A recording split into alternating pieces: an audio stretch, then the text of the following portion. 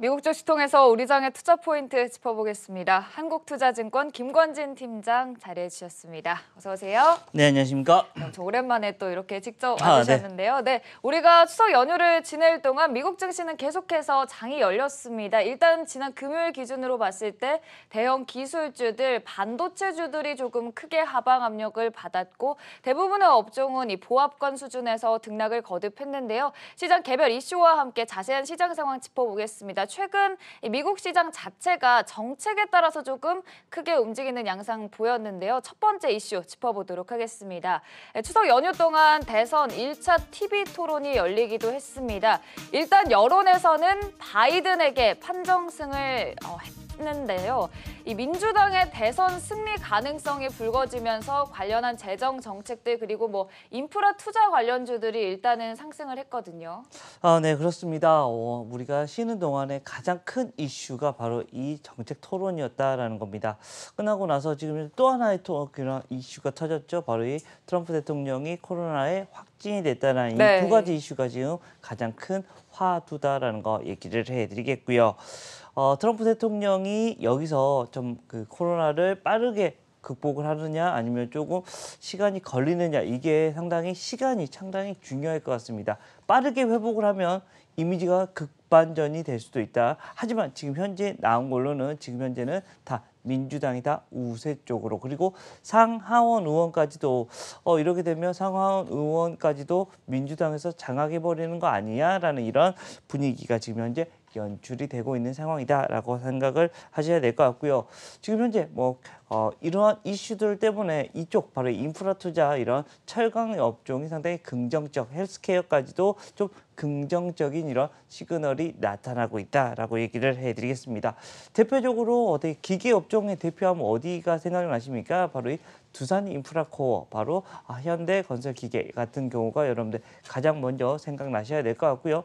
철강 쪽으로 생각하시면 어디? 바로 이 포스코나 현대제철 같은 경우가 여러분들 머릿속에 번쩍하고 생각이 나셔야 될 것 같습니다. 즉 오늘 증시에서는 이쪽 라인들은 그나마 조금 선방을 할 확률이 좀 높아 보이는 모습이다라는 얘기 드리겠습니다. 네, 트럼프 대통령의 이 코로나19 회복 추이 시장에서 많은 관심을 기울이고 있는데요. 일단 위중론도 제기된 가운데 의료진은 직접 괜찮은 상태이고 빠르면 내일 중에 회복할 수도 있다라고 밝힌 만큼 그 추이에 있어서는 계속해서 전해드리도록 하겠습니다. 그리고 방금 전 또 기사가 나오기도 했는데요. 트럼프 대통령이 다시금 영상을 통해서 많은 것을 배웠고 난 지금 괜찮은 상태다라고 전했다는 점 역시 말씀드리도록 하겠습니다. 두 번째 이슈 넘어가 보도록 하겠습니다. 대형 기술주들 차익 매물이 크게 출회됐습니다. 애플 3%, 넷플릭스 4% 떨어졌고요.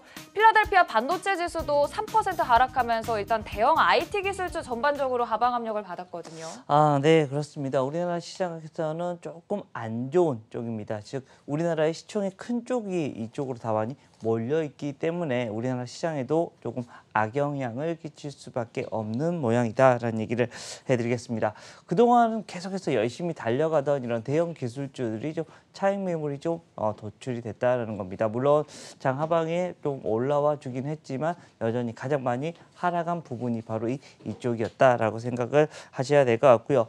필라델피아 반도체 지수가 3% 넘게 하락을 했으니까 주가의 흐름, 오늘 우리나라 흐름도 별로 좋지는 않을 수밖에 없다라는 거 안내해드리겠습니다. 대표적으로 삼성전자, SK하이닉스 같은 경우가 거기에 대표적인 주식이라는 거 여러분들께 여러 번 이야기해드렸으니까요. 여기 관련된 종목 가지고 IT 관련된 종목들이 오늘은 별 재미는 없겠구나라는 이런 식의 생각하시면 될 것 같습니다. 네, 그리고 사실 이 대형 기술주들이 그 전에 강세를 보였던 큰 이유 중에 하나가 콜옵션 거래가 증가하면서인데요.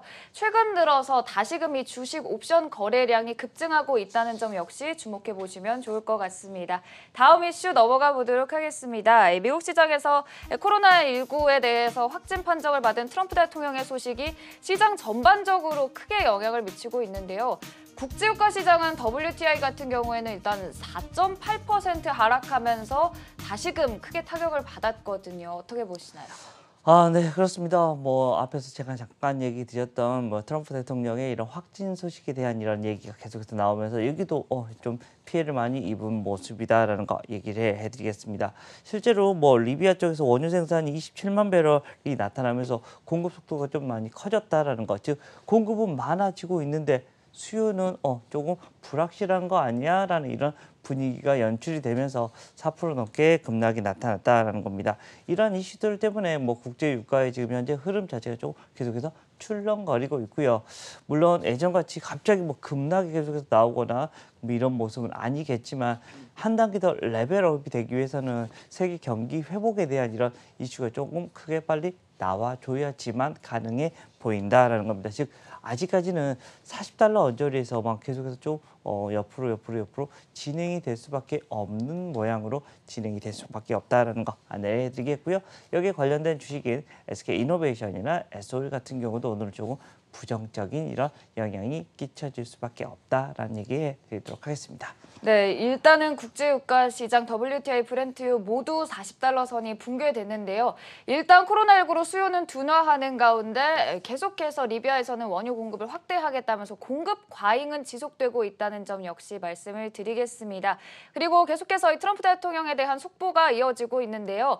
직접 병원 밖으로 나와서 지지자들에게 건재한 모습을 보이기도 했다는 점 역시 속보가 나오고 있습니다. 일단 이 부분 역시 짚어드리도록 하고요. 이제 오늘장 관심주 얘기 나눠보도록 할 텐데요. 먼저 화면을 통해서 어떤 종목 들고 오셨는지 확인을 해보도록 하겠습니다. 오늘장 관심주 삼성전기 들고 오셨어요.